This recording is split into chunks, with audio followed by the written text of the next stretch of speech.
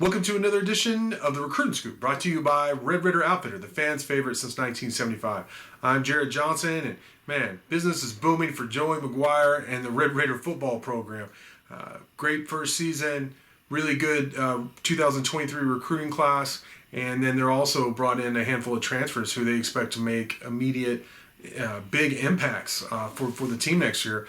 And a lot of these guys that they brought in, they are early enrollees. And I wrote a story entitled, I want to make sure I get my own title right, Texas Tech gets major influx of talent via mid-year enrollees. So 11 high school guys, 5 scholarship transfers, plus a couple preferred walk-ons who I think can make big impacts maybe as early as the 2023 season.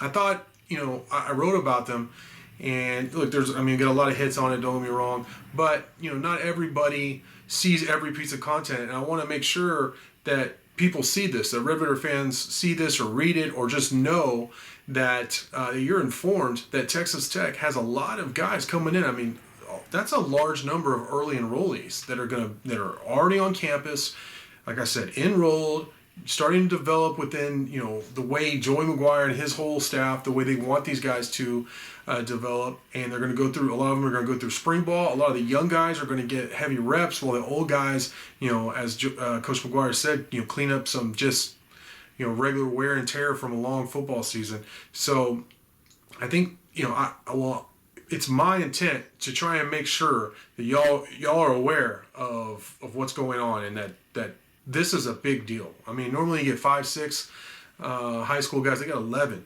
You get some transfers in, sprinkled throughout the whole offseason. They already have, like I said, as much as 7 guys already on campus who I expect to make big, or at least the coaching staff, and I agree with, will make a big impact next season. So I'm going to break this down. I want to give it its due and break this down into 3 different videos. I'm going to do the transfer one right now, and then later on I'll do the high school offensive players who are already on campus, and then the defensive players. So let's start with the transfers. And I want to start with safety CJ Baskerville, who came in from San Diego State after a couple of really good years, productive years there. He's a Texan native, DFW, Metroplex, I think North Richland Hills, native, who Joey McGuire and his staff were very familiar with. He's familiar with them.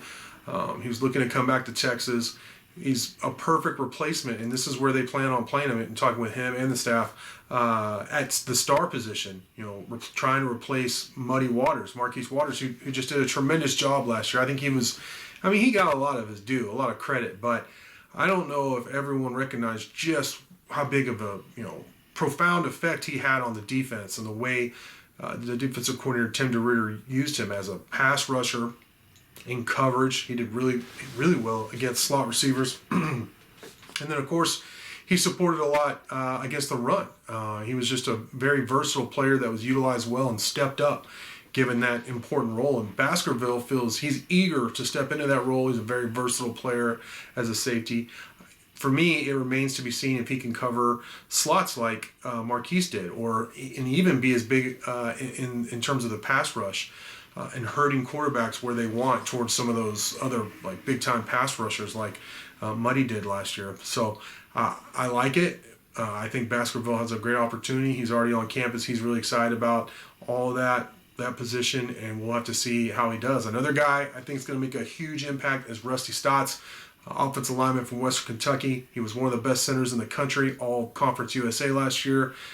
He's expected to start at center. They're going to move some guys around to help facilitate that. Him and Cole Spencer will both, be a big part of what they do on the offensive line. Guys who played for Stephen Hamby, the offensive line coach, played for Zach Kidley, the offensive coordinator at Western Kentucky, and played well. So really you're getting 2 guys. Cole Spencer was out all year last year, got a medical red shirt after transferring in.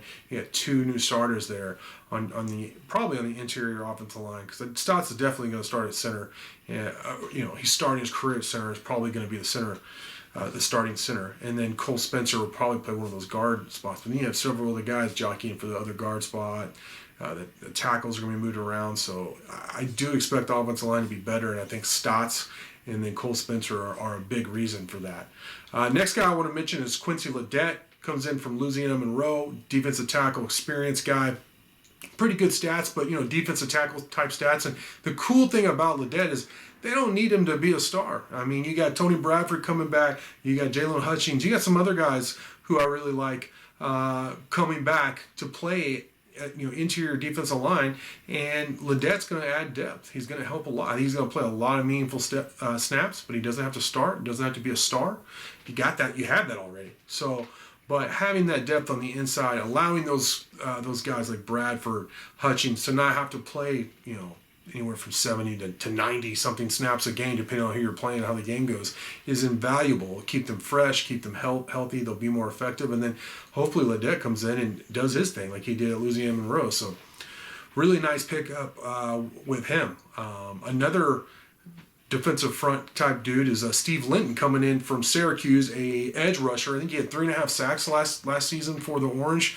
You can never have enough pass rushers. Obviously, you have some guys leaving. You have some guys returning who played really well at the end of the season after Tyree Wilson went down. But you do lose Tyree Wilson, and I think Linton is a guy 6'5", 225 that could do a lot of really good things for you. And again, adds more depth up front for you on defense. Last but not least, in terms of the scholarship transfer guys coming in, is Dre McCray from Austin Peay.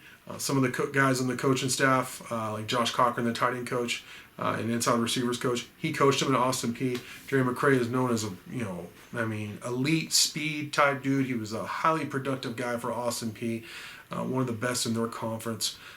He's smaller at like 5'9", but you have a lot of big receivers already. Adding another shifty guy and a guy who can stretch defenses, take the top off the defense, to open up things for everybody else is exactly what, honestly, the Red Raiders missed at times last year. Just that top-end speed guy. They had some smaller, quicker guys in the slot who did some really nice things. Don't get me wrong. The Nehemiah Martinez, the Xavier White, the Miles Price, all those guys. I like those, but it'll be interesting to see where all they move Dre McCray around the formation. If he'll just be a slot guy, or if they'll move him outside some, or what. But just having that speed on the field will affect things. And man, what a great addition! I forgot to tell you, I wanted to give you, the eligibility of when these guys, how much eligibility each guy has left.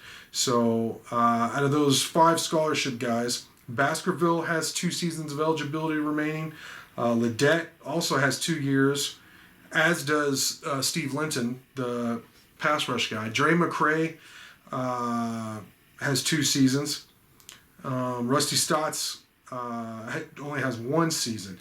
And then there's 2 walk-ons, preferred walk-ons, who, they'll be getting the NIL deal from the Matador Club. So, they're still going to be taken care of, which this past year was $25,000. I'm not sure if it's going to be the same or more or what next year, but that's, that definitely helps with your preferred walk-on game. And Gabe Showalter, a kicker from Mississippi Gulf Coast, which is a junior college where Tech's gotten some pretty good talent over the years from. I think actually Muddy Waters was from Mississippi Gulf Coast.